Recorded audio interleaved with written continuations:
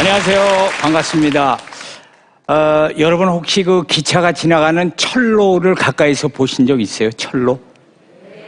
그러면 그분들은 아시겠네요. 그 철로를 가까이서 보면 그 일정한 간격으로 틈이 있습니다.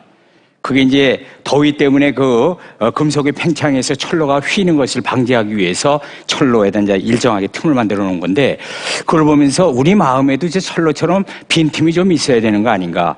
지나친 욕심이나 생각을 하다 보면 우리 마음도 철로처럼 휠 수도 있겠다라는 그런 생각을 해봤습니다. 자, 일상의 여유를 찾는 시간입니다. 강연 백도시 시작합니다.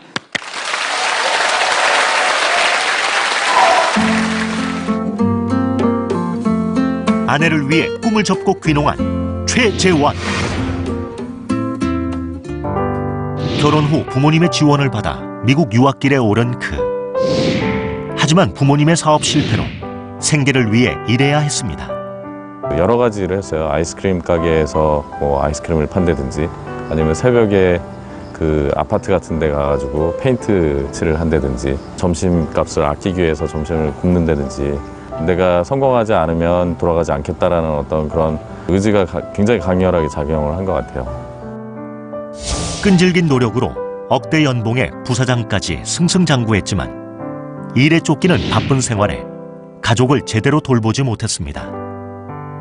점점 그렇게 바빠지면서 내가 원하는 목표에 점점 다가워지면서 가장 소홀했던 거는 가족들이었던 것 같아요. 아내가 그 유방암 3기 그 소식을 들었을 때 굉장히 믿겨지지가 않았고요. 항암 치료를 받던 중 폐와 간으로 암세포가 전이됐던 아내. 한국에서 치료받고 있는 아내를 위해 그는 성공한 미국에서의 삶을 접고 4년 전 한국으로 귀농을 택했습니다. 물질적인 성공을 쫓아서 이제 생활을 했었는데, 지금은 아이들하고 같이 더 시간을 많이 보내고, 그리고 또 된장도 만들고 좋은 음식도 만들기 때문에 어려움이나 아니면 즐거움이나 같이 나눌 수 있어서 이게 더 행복한 것 같아요. 아내를 위해 귀농한 남편 최재원 씨를 소개합니다.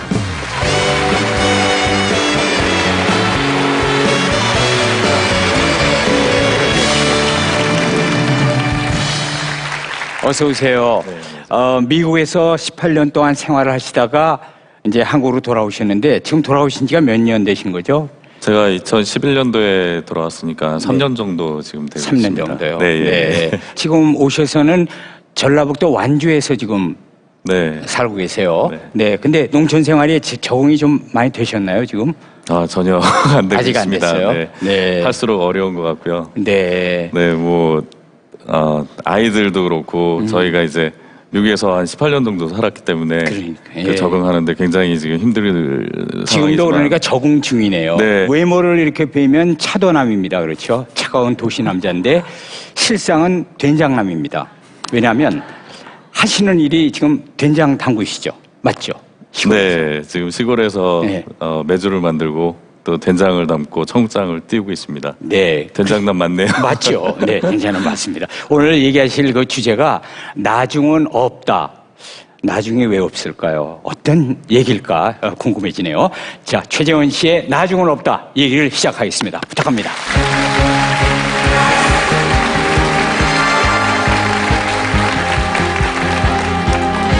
안녕하세요. 전북 완주에서 메주를 만들고 또 된장을 담고 있는 댐프남 최재원입니다.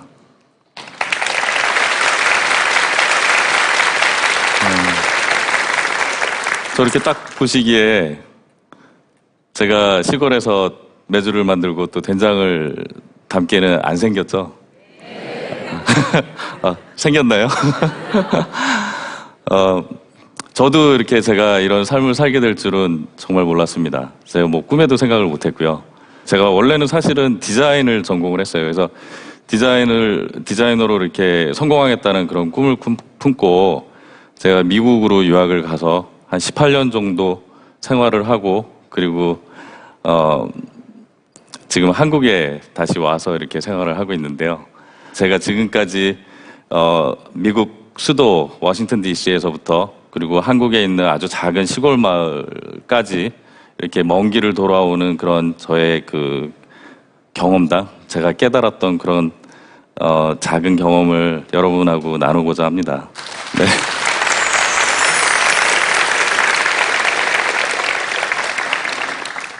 제가 어려서부터 미술에 굉장히 소질이 있었어요. 그래가지고 벽에다가 막 그림도 그리고 또 가구랑 가구에다가 다 그림을 그려가지고 어머님한테 굉장히 꾸지람을 많이 들었던 기억이 어렸을 때 굉장히 많이 있는데요. 나중에는 어머님이 공부보다 미술에 소질이 있으니까 미술 쪽으로 한번 공부를 해보는 게 어떠냐 그렇게 적극적으로 후원을 해주셔가지고 미술을 제가 중학교 때부터 본격적으로 공부를 하게 됐어요. 그래서 고등학교 때쯤 됐을 때 내가 미술을 이왕 공부를 하는데 이왕이면은 미국이나 아니면 프랑스나 이런 그 다른 나라에 가서 더 많은 그런 공부를 하고 싶다는 그런 꿈이 생겼고요. 그리고 그 꿈을 이루기 위해서 조금씩 노력을 했습니다.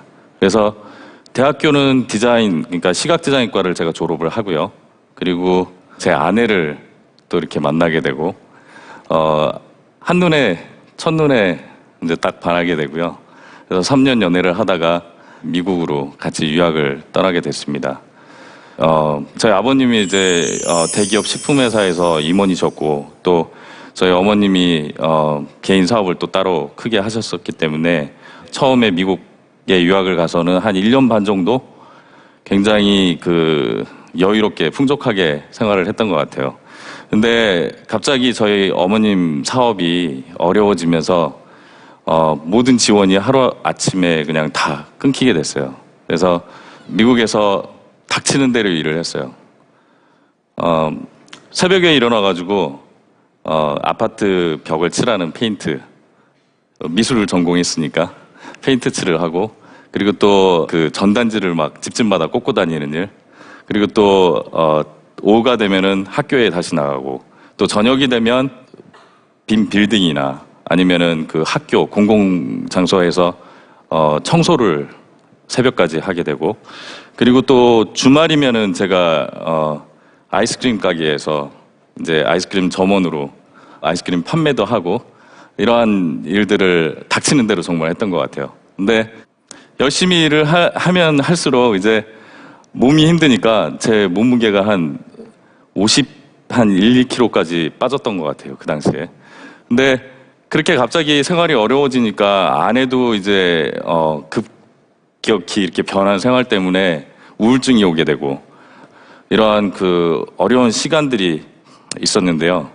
오직 성공하는 길밖에 없다라는 어떤 그런 마음을 가지고 지속적으로 일을 했던 것 같아요. 그래서 제가 그 티셔츠 공장에서 이제 일을 했었거든요. 근데 한 2년 정도 일을 하면 취업 비자를 내주겠다. 근데 2년을 일을 하고 나니까 말을 바꾸고 한 1년만 더 일을 해라. 이렇게 얘기를 하더라고요. 근데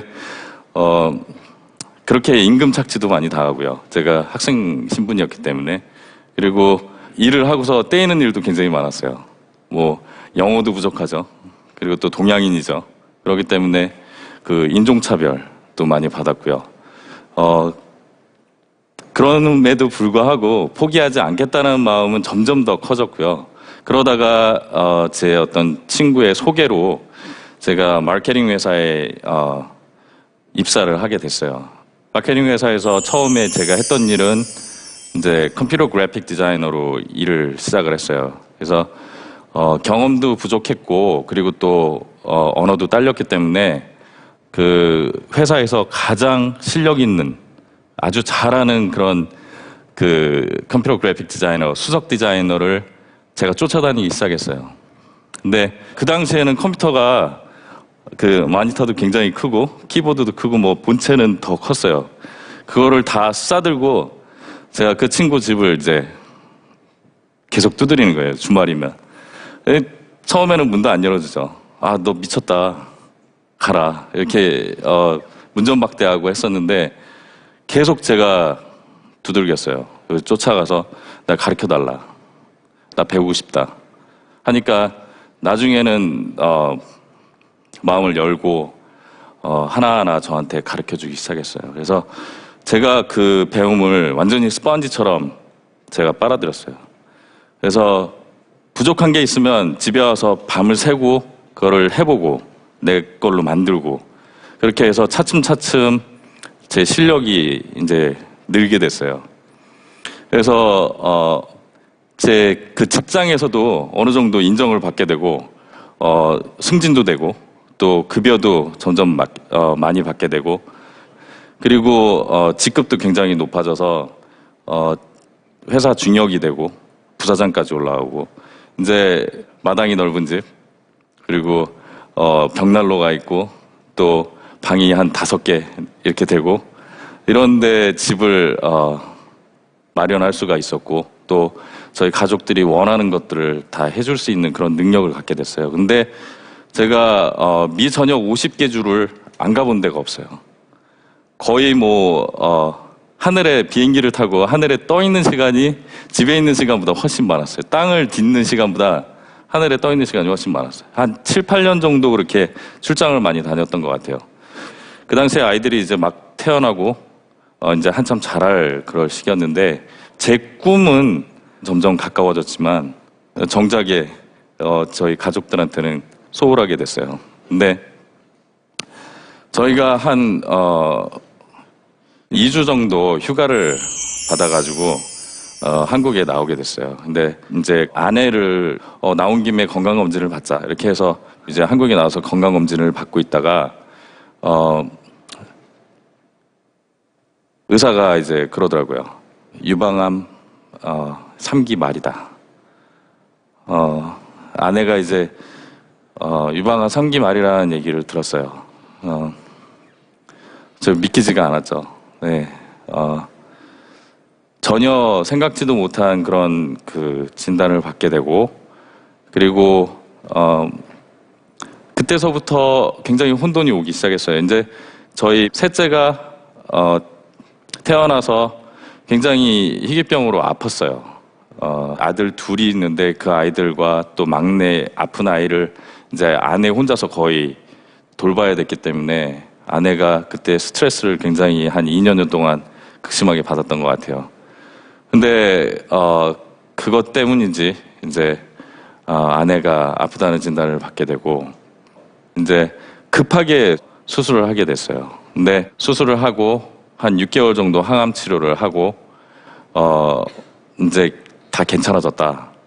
그래서 미국에 다시 돌아가게 됐어요. 전 가족이. 그래서 이제 다시 생활로 돌아갔죠. 그렇게 생활을 하다가 와이프하고 막내하고 이제 그 다음에 2009년도에 이제 그 체크업하러 한국에 다시 나오게 됐어요. 그리고 체크업하러 나온 김에 부모님하고도 또 만나고 또 쉬다 오라, 푹 쉬다 오라고 이렇게 한국에 나가는데 한 오기 며칠을 남겨두고 전화가 왔어요. 전화가 왔는데 아내가 막 우는 거예요. 전화해서 왜 우냐? 그랬더니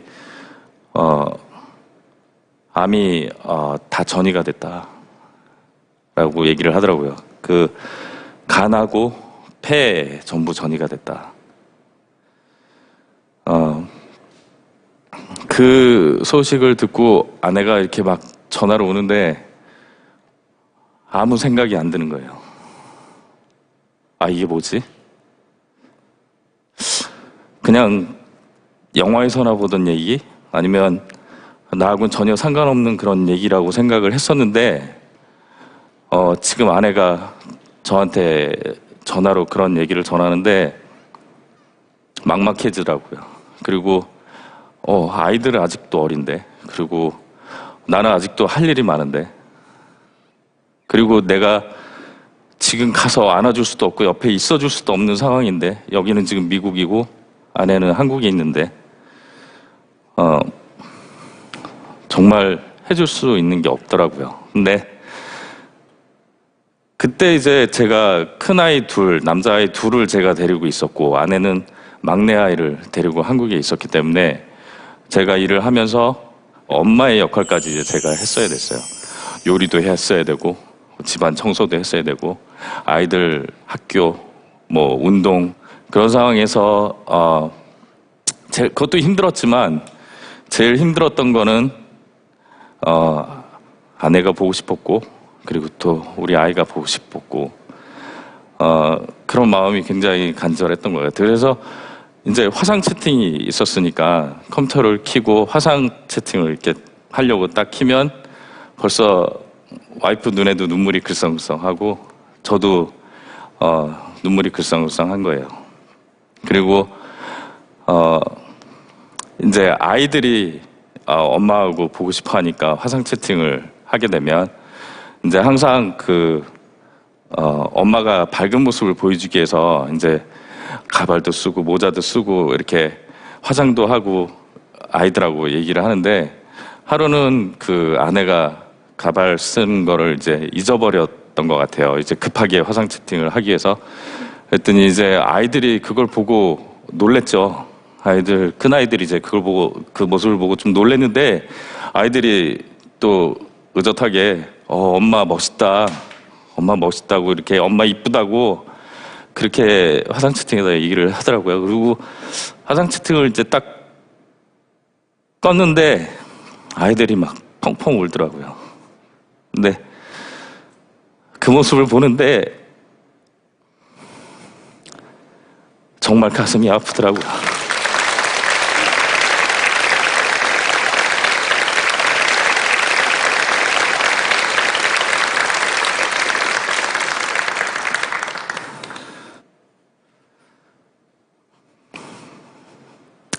그래서 어쩔 수 없이 그렇게 한 2년여 이산가족이 아닌 이산가족이 됐었는데 또 하루는 암이 이제 갑자기 또 커지고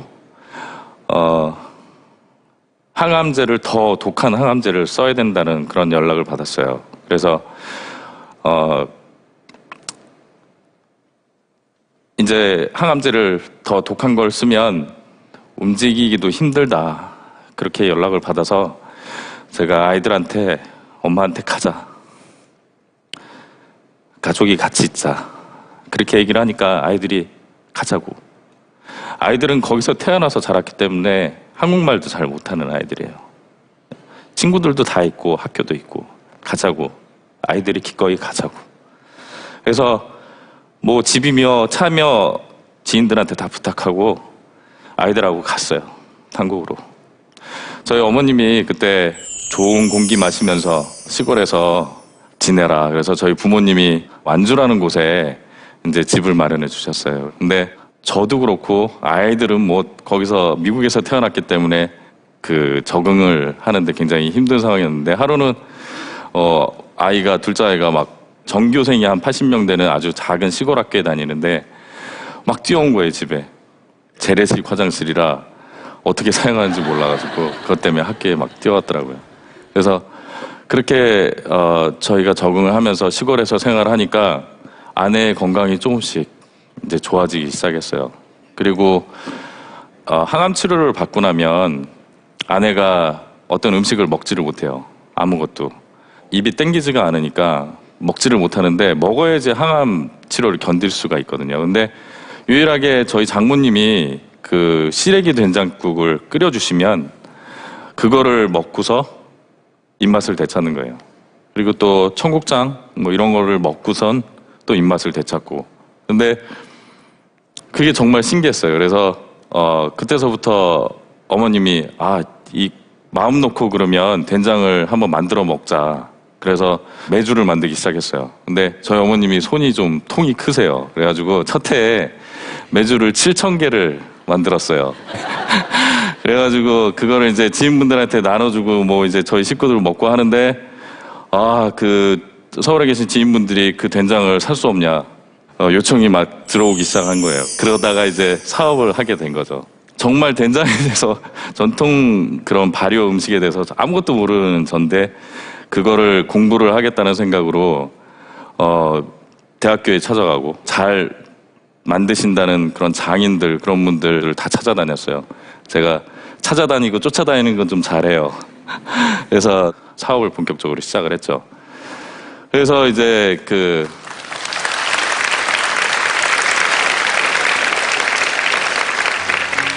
그래서 지금 3년 동안 가족이 이렇게 문화적인 차익 이런 것들을 지금 겪고 있는데 그 가운데서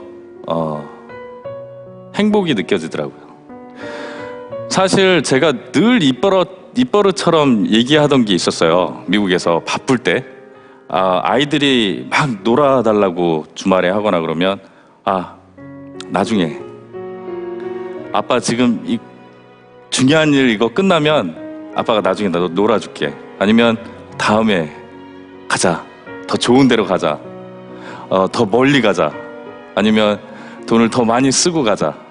이렇게 항상 그 행복이라는 거를 저는 멀리 있는 걸로 알았어요. 그러니까 행복은 나중에, 그 행복을 누리기 위해서 지금은 희생해야 된다. 지금은 참아야 된다. 라고 생각을 했었거든요. 근데 나중에는 없더라고요. 지금 행복하지 않으면, 지금 이 순간 내가 즐기고 행복하지 않으면 내 미래는 행복하지가 않고, 그리고 내 지나간 과거도 행복하지가 않아요. 정말 진정한 행복이라는 거, 그거는 내 가장 가까운 곳에 있고, 그리고 내 소중한 사람들에서 그 진정한 행복을 찾을 수 있는 것 같아요.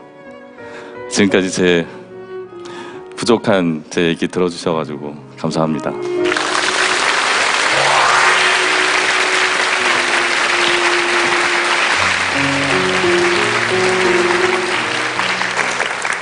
미국 생활을 접고 오신 데 대해서 지금 미련은 그럼 전혀 없어요? 전혀 없습니다. 지금 뭐 가족들하고 같이 있고, 그리고 또 제가 그 가족들을 위해서 먹을 수 있는 음식을 만들고 있고, 그렇기 때문에 지금 이렇게 가족들이 있는 거, 그런 게 너무 행복하기 때문에 전혀 후회나 미련이 없습니다. 네, 미련 없고. 오늘 이 자리에 가족이 나와 계십니다. 어디 계세요? 잠깐 좀 일어나 주실 수 있어요? 안녕하세요. 안녕하세요. 네, 옆에 자녀들이죠? 네, 다. 어떠세요? 지금 컨디션 좋으신 거죠? 네. 제가 조심스럽게 여쭤보는데 어떠십니까? 네. 지금 너무 좋고요. 네. 저도 가끔 제가 이렇게 환자라는 것을 까먹을 때가 많아요. 그런 요인이 아무래도 남편하고 아이들이 같이 있을 수 있으니까 어떤 아픈 것도 극복할 수 있는 큰 힘이 되는 것 같아요. 그렇죠. 그래서 어디 병원 가서 영양 주사를 맞는 것보다 아이들이 저의 이런 모든 원동력이에요. 네, 네. 가족의 힘이 얼마나 큰데요. 남편께 이 자리에서 드리고 싶은 말씀이 있으실 것 같아요. 네. 남편은 어떻게 보면 저를 위해서 그 모든 거 다 포기하고 내려놓고 한국에 와서 하지 않았던 일을 한다는 게 쉽지 않은데 아무런 꺼림 없이 해준 거에 대해서 너무 감사하고요. 아픈 절 위해서 병원 데리고 다니는 거 쉽지 않은데 실은 내색 한 번 하지 않고 함께 걸어가줘서 너무 고맙고 사랑한다고 말하겠습니다. 네.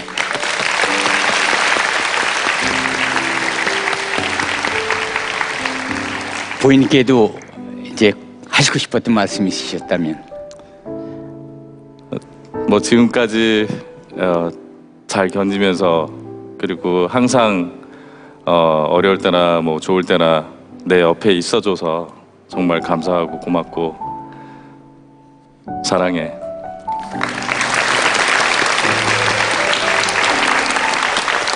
건강하시고요. 그리고 오늘 나와주셔서 나중은 없다라는 얘기를 해주셨는데 다시 한번 감사드리겠습니다. 여러분 큰 박수 부탁드리겠습니다. 수고하셨습니다.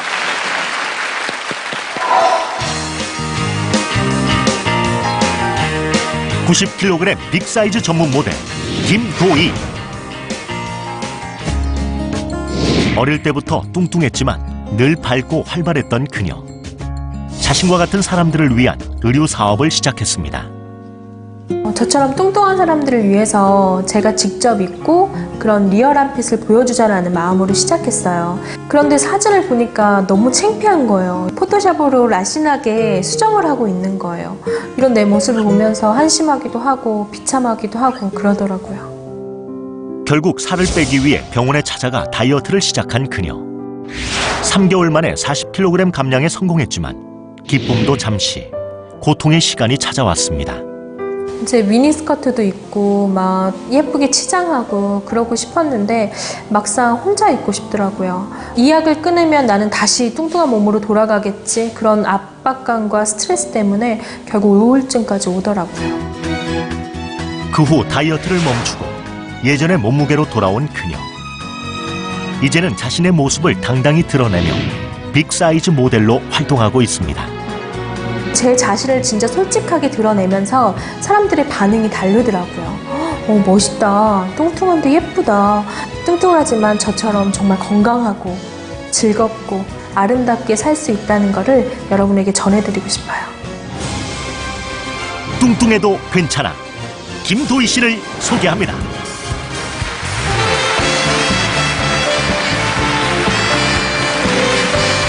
안녕하세요.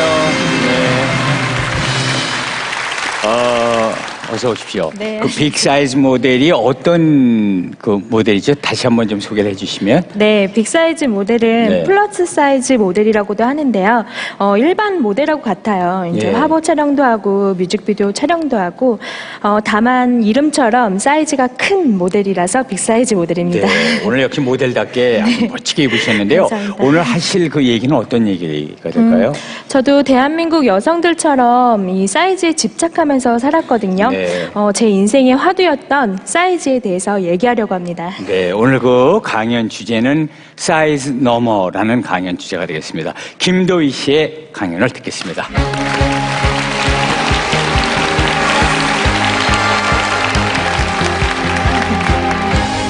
안녕하세요. 저는 8년차 빅사이즈 모델 김도희입니다.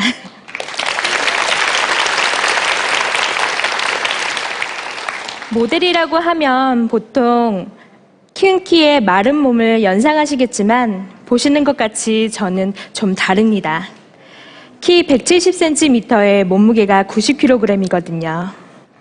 어떤 분들은 그게 뭐가 자랑이라고 이런 몸무게를 얘기하냐, 창피하지도 않냐, 그렇게 생각하시는 분들도 계실 거예요. 네, 맞습니다.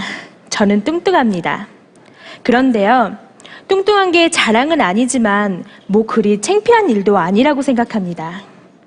제가 왜 그렇게 생각하는지, 이렇게 이 자리에서 여러분 앞에서 사이즈를 당당히 공개할 수 있는 이유에 대해서 지금부터 말씀드리겠습니다.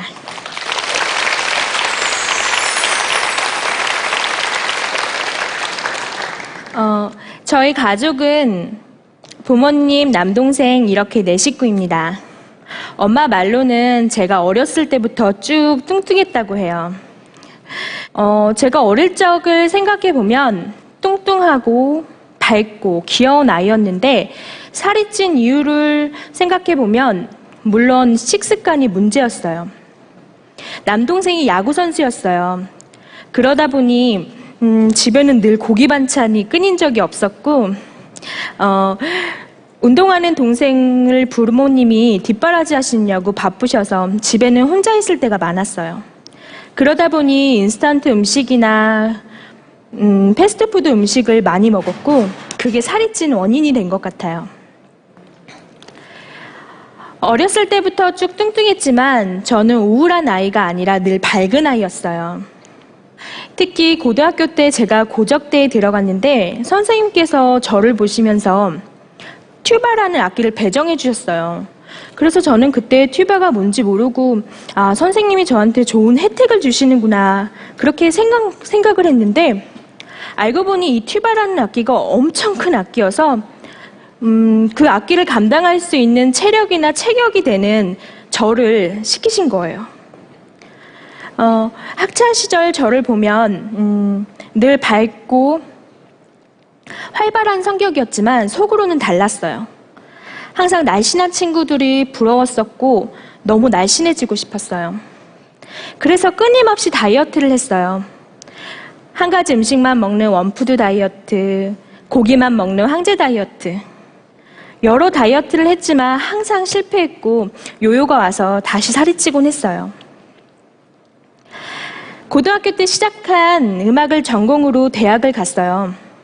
대학생이 되니 외모에 대한 스트레스가 더 많아지더라고요.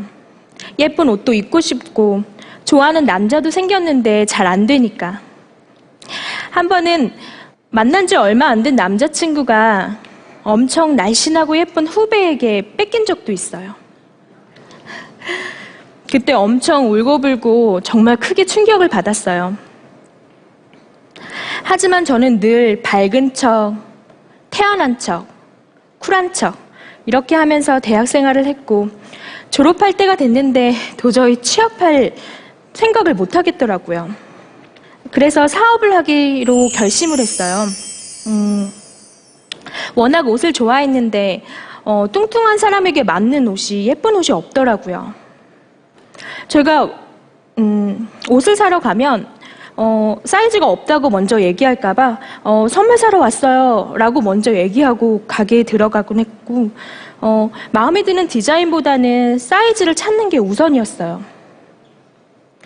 그러다 보니 저처럼 뚱뚱한 사람들을 위해 예쁜 옷을 만들고 팔아야겠다는 생각으로 무작정 사업을 시작했어요. 사업의 포인트는 빅사이즈였어요.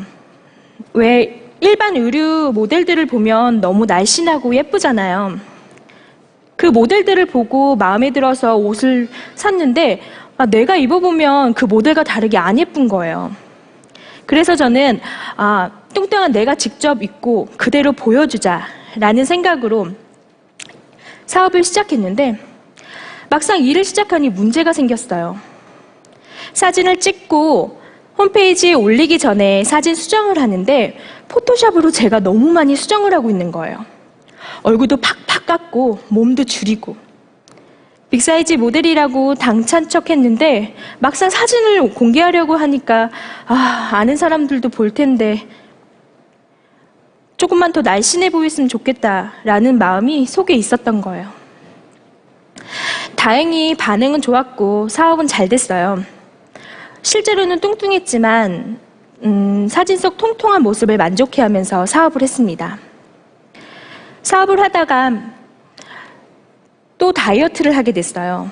정말 날씬해지고 싶었거든요. 제가 다이어트 시작 전 몸무게가 95kg이었어요. 병원에 가서 지방 분해하는 주사를 맞고 약도 처방받았는데 식사 때마다 이 약을 먹으면 먹을 게 전혀 생각나지 않았어요.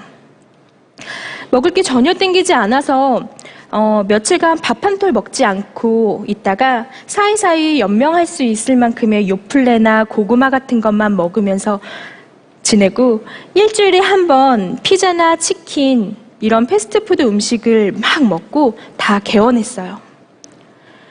술자리가 생기면 소주와 물만 먹기도 했고요. 그러면 그 다음날 더 날씬해져 있어요. 그렇지만 몸은 완전히 혹사시킨 거예요. 그렇게 3개월을 지나다 보니 55kg가 됐어요. 무려 40kg을 뺀 거예요. 55kg가 되니까 몸에 라인도 생기고 그리고 심지어 통통했던 발까지 날씬해져 있는 거예요. 그래서 너무 만족했어요. 살이 빠지면 미니스커트 입고 거리를 다닐 상상을 정말 많이 했었거든요. 그런데 막상 날씬해졌는데 그 누구도 만나고 싶지가 않은 거예요. 날씬해졌지만 행복하지 않고 오히려 우울해지고 무기력해지는 거예요. 너무너무 약이 먹기 싫은데 이 약을 끊으면 다시 뚱뚱해진다는 게 너무나 두려웠고 건강하지 못한 방법으로 이렇게 다이어트를 하고 있는 게 너무 힘이 들었어요. 약으로 인한 가슴 두근거림과 불면증으로 매일 새벽 3, 4시가 되어야지 잠이 들었어요. 운동 같은 건강한 방법으로 살을 뺐으면 이러지 않았을 텐데 약으로 몸을 혹사시키면서 하니까 살이 빠지면 빠질수록 몸이 더 안 좋아졌어요. 그래서 결국 응급실에 몇 번이고 실려가기도 했어요. 그렇게 몸과 마음이 나약해진 저를 보고 정말 이러다가 죽겠구나 이런 생각이 들더라고요. 그래서 결국 약도 끊고 그래 음식도 먹자 하고 마음을 내려놓았어요. 그랬더니 결국 제 모습으로 다시 돌아갔어요. 빅사이즈 몸을 보여주려고 시작한 사업인데 내가 왜 이렇게 숨기려고만 하고 있지? 라는 생각에 그냥 내 모습을 당당히 찍고 보여주기 시작했어요. 그런데 반응이 오는 거예요. "헉, 멋있어요. 뚱뚱한데도 예뻐요.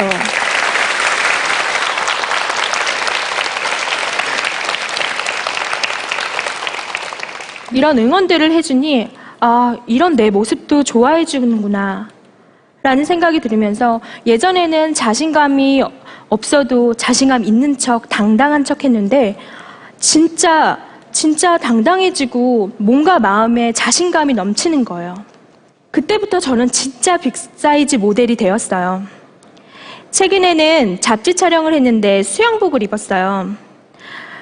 잡지에 나온 사진을 보고 가족들은 아, 조금만 살을 빼면 더 예쁘게 나왔겠다 하고 실망했지만 저는 너무 마음에 들었어요. 생각이 바뀌니까 보는 눈도 그리고 생각도 다 달라지더라고요. 날씬하고 뚱뚱하고를 생각하지 않고 제가 원하는 옷도 마음껏 입고 행복하고 당당하게 살고 있거든요. 뚱뚱하지만 날씬했을 때보다 더 건강해요. 고혈압도 없고 당뇨도 없거든요. 한때 제 큰 컴플렉스였던 제 뚱뚱한 몸이 진정한 자신감을 찾으면서 더 이상 컴플렉스가 아닌 저의 큰 강점이 되었어요. 저는 저 뚱뚱해서 예뻐요 라고 주장하는 게 아닙니다. 예쁜 건 날씬했을 때가 더 분명 예쁘죠. 저도 제가 55kg이었을 때가 외적으로는 가장 예뻤을 때라고 생각합니다. 지금 제 인생에서 가장 뚱뚱할 때이지만 이렇게 당당하고 행복한 이유는요. 날씬하든 뚱뚱하든 그런 걸 떠나서 제 자신을 정말 사랑할 줄 알게 되었거든요. 제가 지금 살을 빼도 저이고 다시 뚱뚱해져도 저인 거잖아요. 여러분은 살을 빼면 행복하시다고 생각하시나요? 행복은 옷 사이즈에서 오는 것이 아니라 사이즈 그 너머에 있습니다. 사이즈에 가려진 여러분의 진짜 모습을 찾아보세요. 지금까지 제 얘기를 들어주셔서 감사합니다.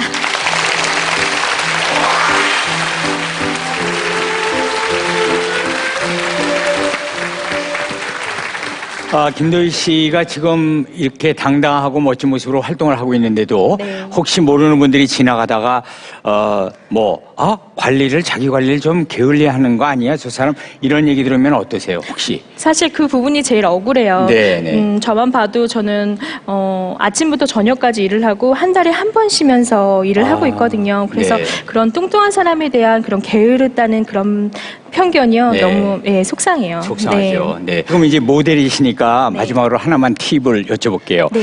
예쁘게 옷을 입는 방법 하나만 알려주실래요? 네. 여성들에게. 네. 네. 사람마다 살찐 부위가 조금씩 달라요. 네. 네. 그래서 제가 말씀드리고 싶은 팁은요. 네.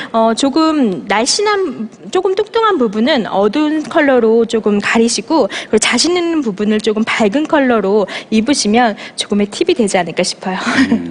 저는 다 밝은색으로 입어야 되겠네요. 네. 자, 오늘 사이즈 너머라는 주제로 강연을 해주셨던 김도희 씨에게 큰 박수 부탁드립니다. 감사합니다.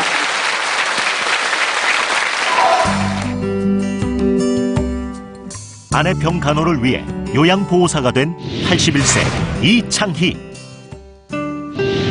어린 나이에 결혼해 평범한 행복을 누리던 그런데 노년의 어느 날 갑자기 아내의 건강에 이상이 생겼습니다. 밥맛도 없고 이렇게 뭐 헛백이 자주 난다고 검사를 해가지고 위암이라고 암이라고 걸리면은 다 죽는 줄 말한 거예요. 위암 수술하고 2년 만에 뇌졸중이 오더라고요. 뇌졸중 치료 중에 발견된 파킨슨 병까지. 홀로 아내를 돌보던 할아버지는 7년 전 요양보호사의 도움을 받기 시작했습니다. 외로워가지고서는 우울증이 오더라고. 요양보호사 자격증을 따면 제 가족도 요양보호사를 노릇을 할 수가 있다. 이제 그런 얘기를 들어가지고서 그럼 나도 내 가족을 내가 요양보호사를 해야겠다고. 아내를 위해 80의 나이에 요양보호사 자격증을 취득. 지금은 정식 요양보호사로서 아내를 보살피고 있습니다. 내 우간의 애정이 뭔데? 너 나중에 병들었다고 내박치고 뭐 이러면 그건 두부라고 할 적이 뭐지? 90가량은 그저 두뇌우 몸이 허용하는 한은 내가 보호해가면서 같이 살잖아. 지극한 마음으로 아내를 돌보는 이창희 씨를 소개합니다.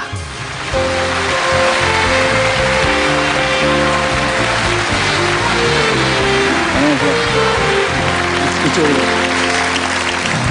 여기 이렇게 나오셔서 저희는 참 뵈서 반갑고 좋은데요. 네. 할머니 지금 누가 돌보고 계세요? 며느리하고 있죠. 아, 며느리가 이제 오늘 그래서 조금 며느님이 이렇게 저 옆에 계시니까 그래도 마음은 좀 놓이시겠어요. 그럼요. 예. 그래도 지금 이렇게 얘기하시면서 걱정 많이 되시죠? 많이 되죠. 그럼 어떡하죠? 좀 이제 빨리 끝나고 내가 가서 돌봐야지요. 그럼 저도 빨리 진행할게요. 네. 오늘 그 강연하실 주제가 더도 말고 지금처럼이라는 그런 주제가 되겠습니다. 이제 준비되셨죠? 예. 제가 앞으로 모시고 가겠습니다. 예, 여러분 맞습니다. 박수로 좀 청해 주세요. 여기 앉으세요.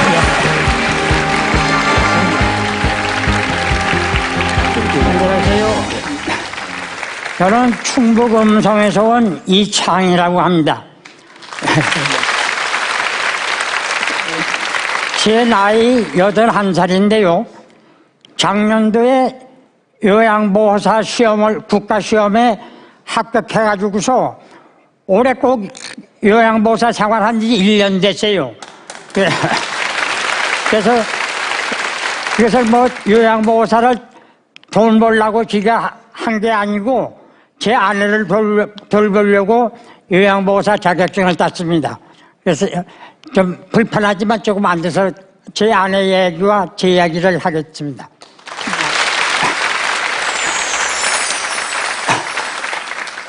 저는 63년 전 아내하고 중매 결혼을 해가지고서 결혼을 하게 됐어요. 그때까지도 서로 말 한마디 안 했던 사이였어요. 한 동네에서도 50m 거리인데도. 그때 이제 나이가 18살이었어요. 18살 부부 동갑내. 18살에 결혼을 했는데 결혼해가지고서 그래도 다복하게 살았어요. 3남 1녀 4남매를 낳고 4남매를 낳고서 다 성취시켜서 도시로 나갔습니다. 농촌에 살면서 마음껏 열심히 일한 것이 생활도 윤택해지고 해서 국내 여행은 어디든지 안 가본 데가 없고 외국에는 동남아, 미국 하와이까지도 전부 구매를 했어요.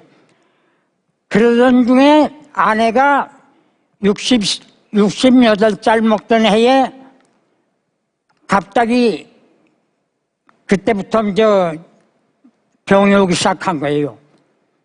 아내가 요새는 밥맛도 떨어지고 자꾸 헛구역이 난다고 그래요.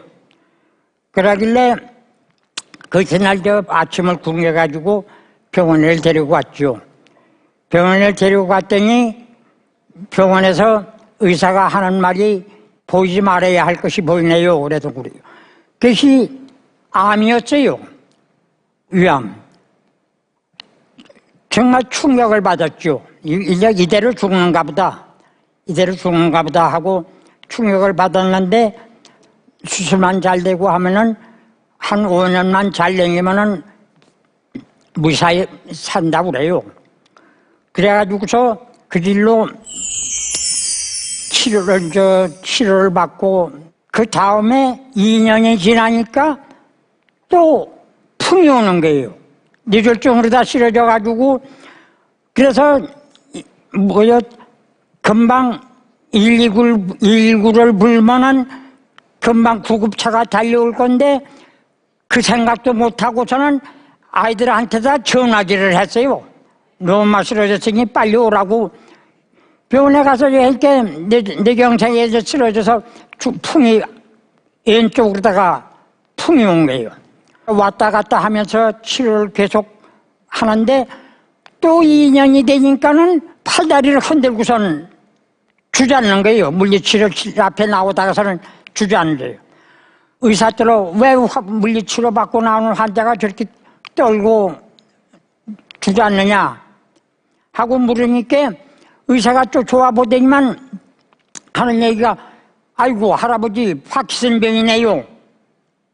파키슨병은 대한민국에서 고치는 데가 없답니다. 아 그러고선 얘기하는데 이거 뭐 하늘이 무너지는 것 같죠. 그래가지고서 그 길로 서울 일사르다 해가지고서 서울 큰 병원을 전부 수소문을 했어요. 그래서 35일간 입원을 해가지고 재활치료를 받았어요. 재활치료를 받으니 나아요. 완전히 낫지는 않지요. 그 퇴원해서 내려가가지고서는 왔다 갔다 하면서 만날 약으로 다 사는 거죠. 뭐. 약으로 다 살고 하는데 2008년에 또 집에서 넘어져가지고서는 다리가 똑 부러졌어요. 그래서 다리에다 철심을 해봤고 수술을 했어요. 지금도 철심이 들어있어요.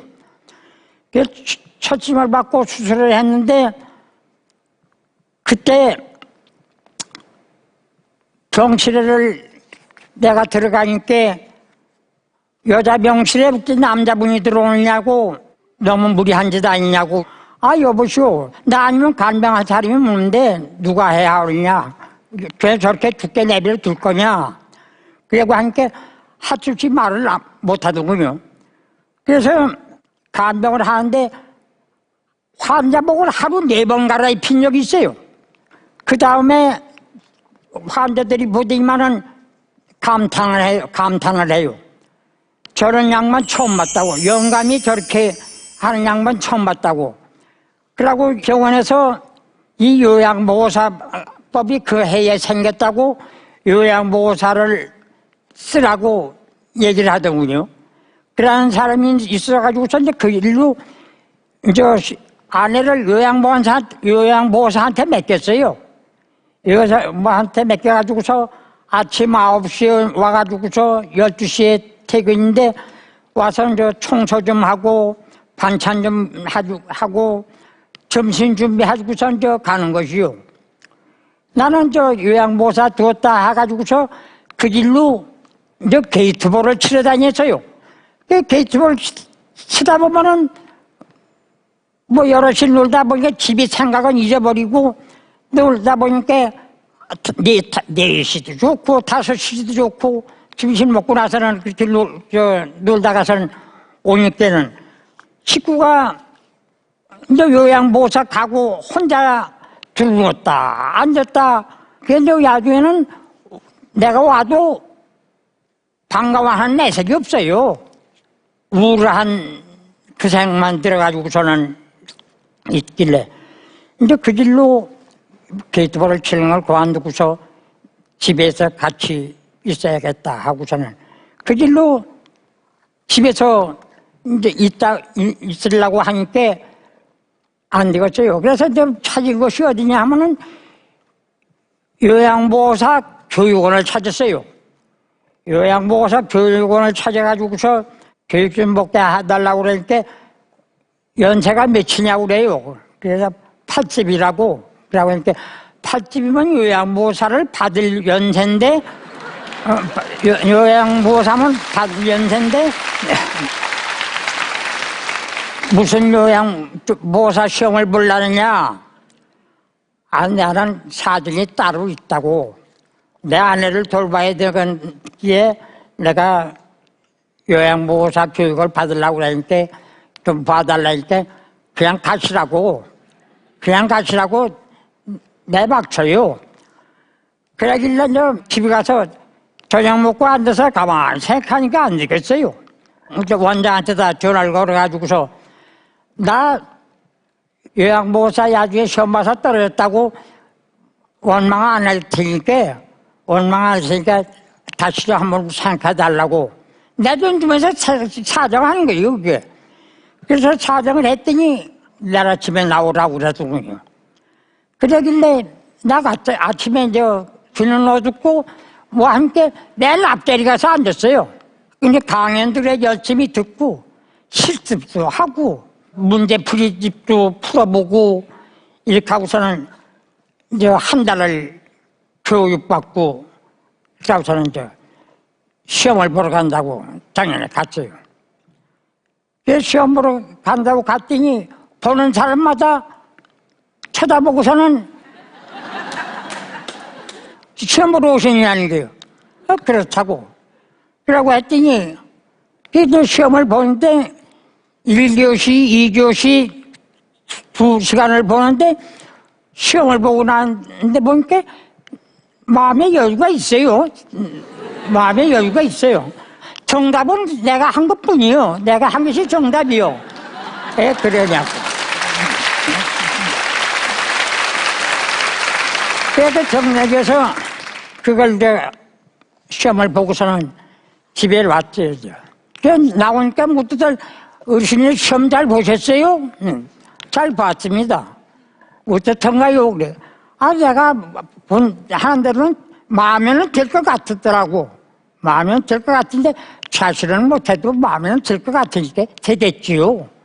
그러고선 집에 왔어요. 그래 와서 7월 31일 날이 발표 날인데 나 낚싯대를 잡고서는 오늘 무슨 메시지 좋은 메시지나 올라나 하고서는 기다렸지. 기다렸더니 9시 반 되니까는 땡 하고 메시지 오는 신호가 오더군요.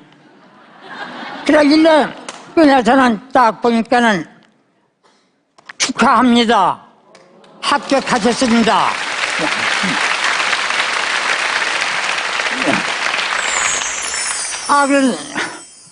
그 길로 참 마음이 이제 너그러지더군요. 이제는 됐다. 내가 원 풀었다. 그러고서 그 길로 가서 요양보사하고 내 집에 식구한테도 이제 그제서 얘기했어요. 아이고 할아버지 대단하시네요. 아버지 할아버지가 요양보사 시험을 볼 생각을 하시고 요양보사 시험을 보셨느냐고. 참 대단하십니다. 하고서는 그 다음 달부터 이제 제가 담당해가지고서 한 지가 꼭 1년 됐어요. 1년 돼가지고서 지금까지 오손도손 얘기해가면서 일어나서 나는 24시간 그냥 아침에 일어나서 밥 해놓고 들에 나가서 한 바퀴 돌아서 집에 와보면 그저 자고 있지. 알았어. 여보 있나 할망구. 그러고서 있나 깨워가지고 아침밥을 먹고 그러고서는 그 길로 청소하고 그랬더라. 얘기하면서 오늘 내일 하루 이틀 웃으면서 지내는 거죠. 그래 마지막으로 지금 이 자리에 모든 아내에게 한마디 하고 싶습니다. 이 자리에 오늘 데리고 왔어야 하는데 데리고 오질 못해서 내 마음속으로 좀 서운합니다. 아무쪼록 나는 당신한테 더 바랄 게 없어. 아무쪼록 몸 조심하고 나하고 끝까지 이 세상 다 할 때까지 함께 살기를 바랍니다. 지금까지 제 말을 시청해 주셔서 감사합니다.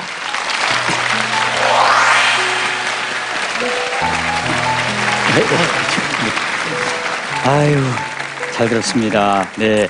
식구병 들어가 한 지가 봐서 10년이 넘었어요. 네. 난 눈물 납니다. 참. 네. 그 정성 때문에 할머니께서 지금 그렇게 건강하시게 그래도 할아버지랑 행복하게 사시잖아요. 예, 그렇죠. 그렇습니다. 다 할아버지 덕이거든요. 예. 오늘 이 자리에 큰아드님 나오셨죠? 예, 나왔습니다. 큰아드님 어디 계세요? 잠깐만 일어나 주시겠습니까? 안녕하세요.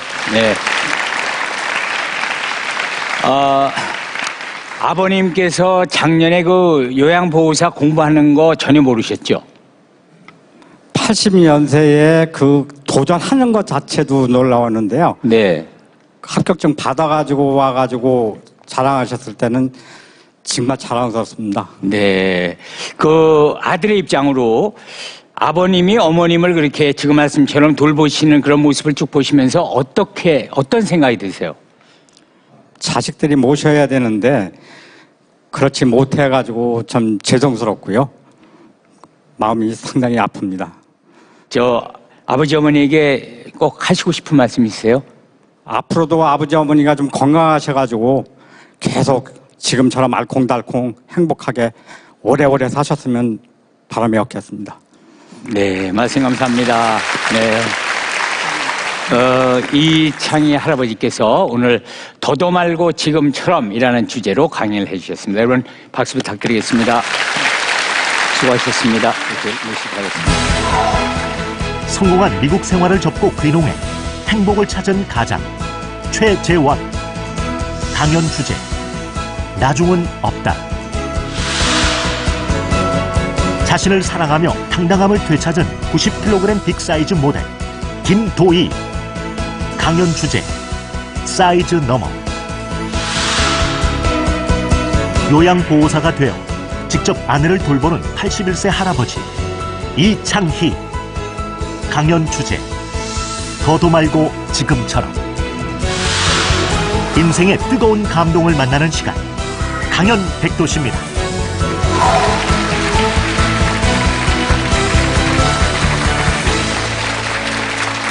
오늘 강연 백도시 세 분의 또 주옥 같은 얘기를 들어봤습니다. 최재원 씨께서는 오늘 강연하신 소감 남달랐을 것 같아요. 그 소회가 어떠셨습니까? 뭐 이렇게 부족한 제가 이런 자리에 섰다는 게 일단 영광이고요. 그리고 정말 좋은 분들하고 같이 이렇게 가족들하고 또 같이 좋은 시간을 가졌다는 것 자체가 저한테는 또 한 가지의 추억이고 네. 그리고 정말 진정한 행복이었던 것 같습니다. 네, 감사합니다. 돌아오시길 잘하셨어요. 네, 감사합니다.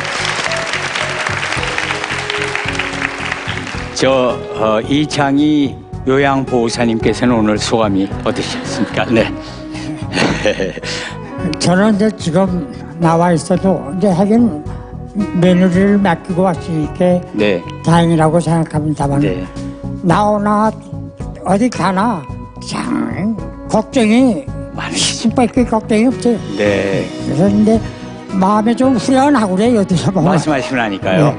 네, 얘기를 하고 나니까 좀 마음이 후련해요. 네, 감사합니다. 김도희 씨는 소감이 어떠셨습니까? 저로 인해서 뚱뚱한 사람에 대한 인식을 조금이나마 바뀌셨으면 좋겠어요. 그리고 사이즈에 집착하지 마시고 저처럼 행복하게 사셨으면 좋겠습니다. 네. 많은 분들에게 자신감을 불어넣어 주셨습니다. 네, 수고하셨습니다. 강연 백도시 다음 주에는 또 더 특별한 얘기들을 여러분께 소개해 드리겠습니다. 여러분 감사합니다.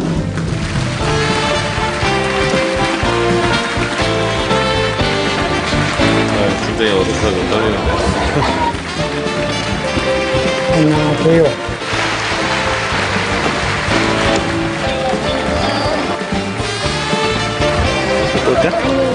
아버지가 얘한테 그 말을 하려고 했는데 또 걔가지고 내가 는 어떻게 안 나오네요. 저는 할수 없어. 이거 잘 아유 잘 나왔습니다. 네.